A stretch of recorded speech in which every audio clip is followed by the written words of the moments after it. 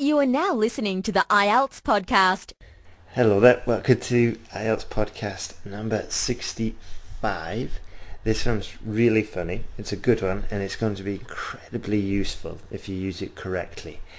I'll just tell you about a friend of mine at college that had this amazing ability to memorize song lyrics, and he did it without even trying. And he often said that if the A-levels were sang or in songs, he would get grade A for every single subject. And I don't doubt him, because he had this unique ability just to record and memorize the lyrics without even trying. And this phenomenon is called an earworm, and we've probably all had this happen to us, like we're in the queue waiting for a coffee, or we're studying for an exam and it just pops into your head. Now this is great if you're learning the language, but often the lyrics are pretty useless, especially when we do it unintentionally, like lyrics like ooh baby baby, oh yeah yeah yeah, and stuff like this, which you can't really use in a practical case. So what I did is I got these IELTS essays, made them into songs, and the idea is that you listen to the songs and the lyrics from the songs, which is practically the Band 9 Task 2 answer. Yeah, you listen to the songs and you get these Task 2 answers in your head, because they're sang or rapped even. So you get them in your head even if you don't want to. Okay, and this has been proven in a journal by the Applied Cognitive Psychology organization. And what happened is, this psychologist at Western Washington University, he studies memory, investigated the whole idea of an earworm. And if you go to the blog post, you'll be able to click on a link that takes you to the full report. And what was really interesting was that these lyrics will pop into your head when you're doing one of 7 activities. Okay, and the 2 most interesting activities I thought were when you're doing a boring task or when you're doing an extremely difficult task. And both of these sound like IELTS preparation to me, if you want the truth. So maybe you're trying to write your essay and then bang, the lyrics pop into your head, but you do need to apply a little bit of effort. I would recommend that you listen to these about 10 times.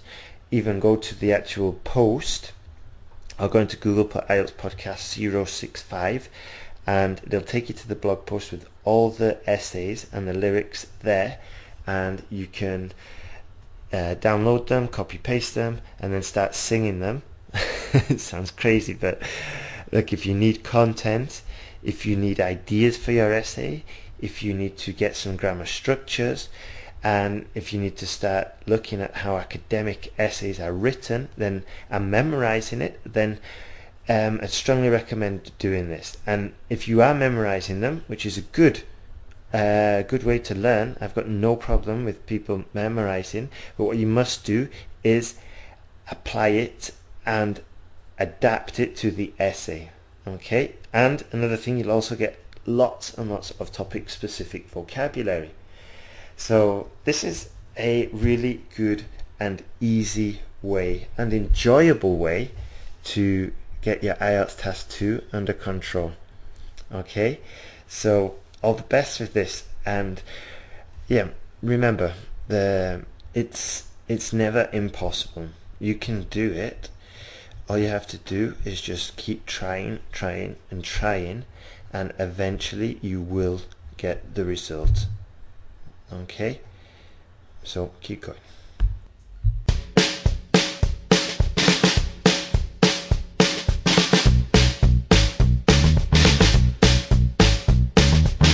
Today the quality of life in large cities is decreasing.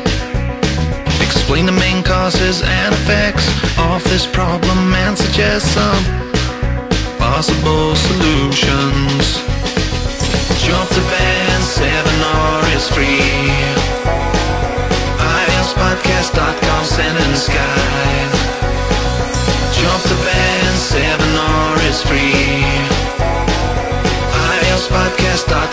in sky. Global phenomenon of urbanization, from the beginning of industrialization to the present day's broad opportunity and prosperity, albeit at a cost in the quality of life. With an increasing city population, the complexity of the challenges also increases. The causes and solutions for this are outlined below. Causes for the decrease in the quality of life, paradoxically the prosperity. Endowed on such metropolitan centers, their growth is largely due to the increase of the opportunities on offer, which in turn increases their attractiveness. Essentially, they are trapped in a positive self-enforcing cycle. However, this eventually leads to a decrease in the quality of life as the city can experience overcrowding, exorbitant property prices, and increased vulnerability to terrorist attacks. For example, the density of London makes it a more efficient place to attack compared to a smaller city such as Bradford.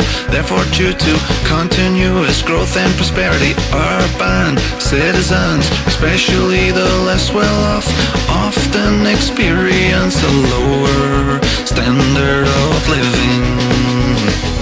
Go to IELTSPodcast.com and find all you need to pass the IELTS exam.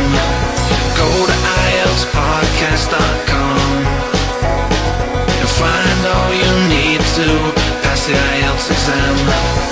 Considering the solutions, greater investment in public transport would ease traffic congestion, as would bike lanes. In theory, this would reduce air pollution and possibly improve the well-being of the population if they did adopt a more active lifestyle and cycle to work. To counter violent terrorist attacks, cities could embark on CCTV installations so as to closely monitor the threats. For example, it is said the CCTV in London has foiled many potential attacks and therefore greatly increased the security of citizens.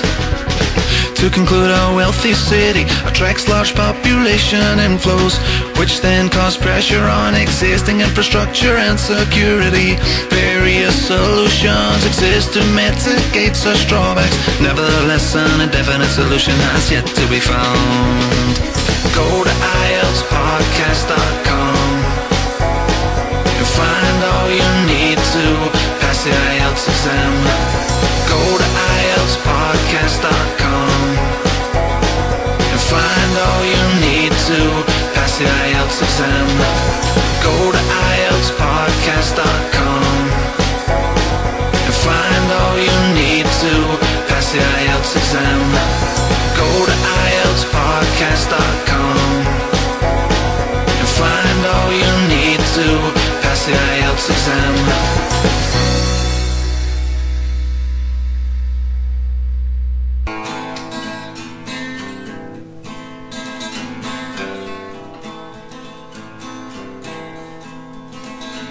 Some ex-prisoners commit crimes after being released from prison.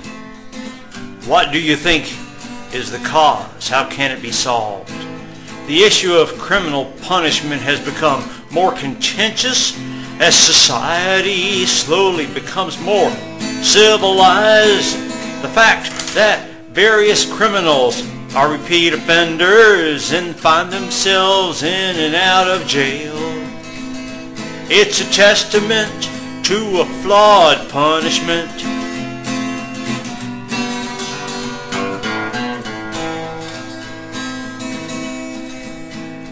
Go to IELTSPodcast.com. Find all you need to pass the IELTS exam.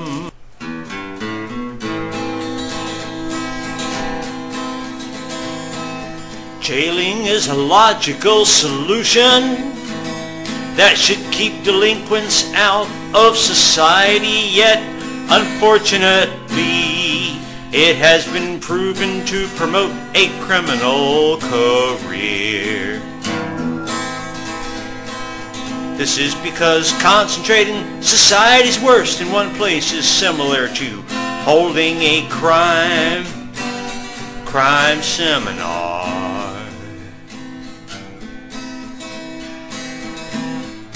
For instance, a recent study by the UK government showed that drug barons and gang leaders are notorious for recruiting while serving prison sentences.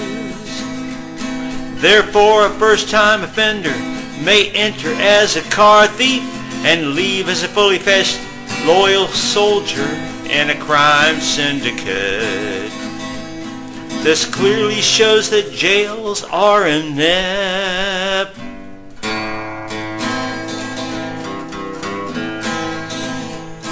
One possible solution would be to send the first-time offenders to do a little community service.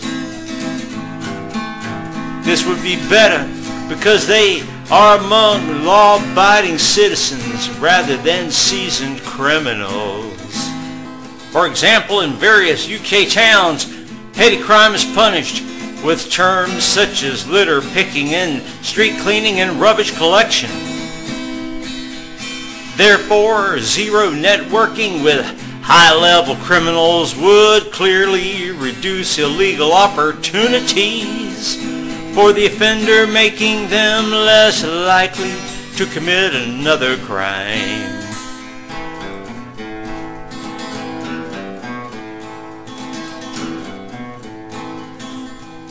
In conclusion, current correctional facilities promote criminal activities and are the root of the problem. One solution is limiting the chances and scale of criminal interaction with a different style of punishment. Go to IELTSPodcast.com and find all you need to pass the IELTS exam.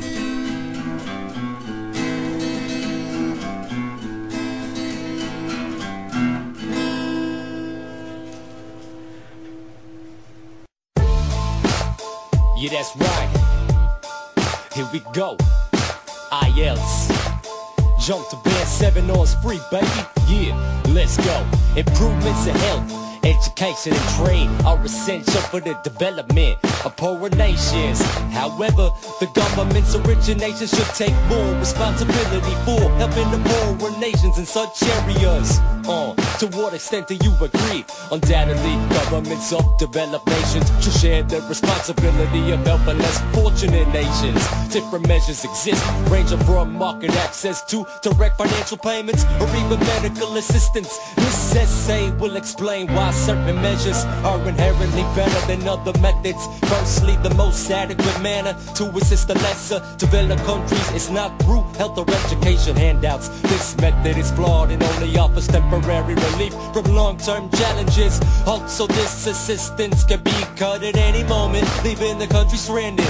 For example, economical help from the UK to disadvantaged regions in Africa has gradually been reduced since the onset of the financial crisis. Although some parts of the country may be better educated or with better health, the benefit was short-lived, thus leaving the country to look for other donors. Trump the band 7-0 is free, yeah. Trump the band 7-0 is free, Trump the band 7-0 is free. IELTS Podcast Sentence Guide. Common sense without doubt the most essential type of assistance that can be given. If the lesser developed country has the opportunity to develop trade, it will build strong capabilities to serve it for the long term. These strengths can develop the local economy and are more reliable than education or health. For example, on trading with the richer country, the government can search for other foreign markets to trade with. This would offer more stability and diversity diversification for the nation.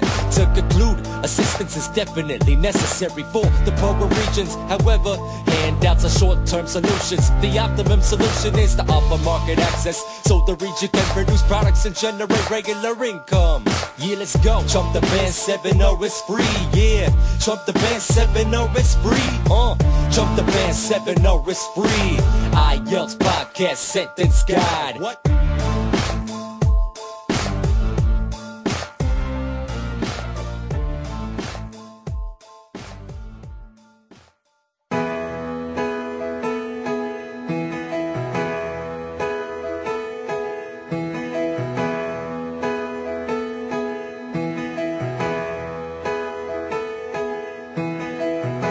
Improvements in health, education and trade are essential for the development of poor nations. However, the governments of the richer nations should take more responsibility for helping the poorer nations in such areas. To what extent do you agree? To what extent do you agree? Undoubtedly, governments of developed nations should share the responsibility of helping less fortunate nations. Different measures exist, ranging from market access to direct financial payments or even medical assistance. The sister will explain why certain measures are inherently better than other methods.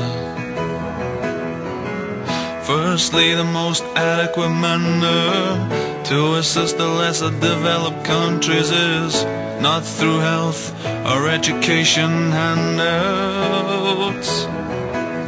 This method is flawed and only offers temporary relief from long-term challenges.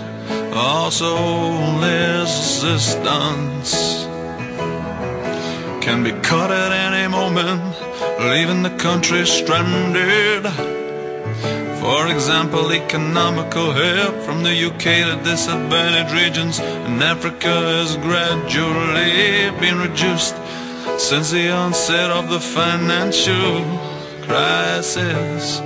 Although some parts of the country may be better educated or in better health, the benefit was so short-lived, thus leaving the country to look for other donors. Jump to band 7 or it's free. IELTS Podcast Sentence Guide. Sentence Guide. Jump to band 7 or it's free. IELTS Podcast Sentence Guide. Sentence Guide. Commerce is without doubt the most essential type of assistance that can be given. If the lesser developed country has the opportunity to develop trade, it will build strong capabilities to serve it for the long term. These strengths can develop the local economy and more reliable in education or health. For example, while trading with the richer country, the government can search for other foreign markets to trade with. This would offer more stability and diversification for the nation. This would offer more stability and diversification for the nation.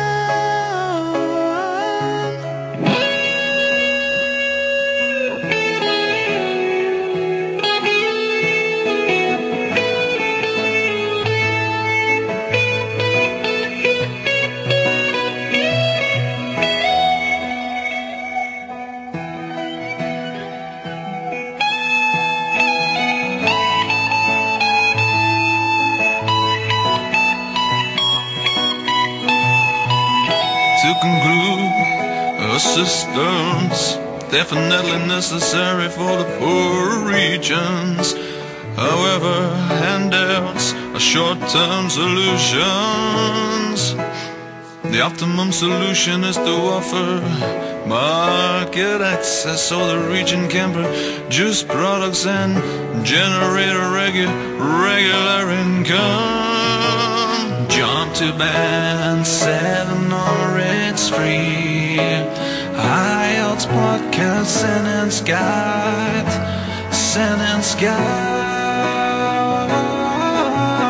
Jump to band 7 or it's free.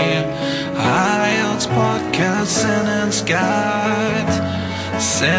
guide.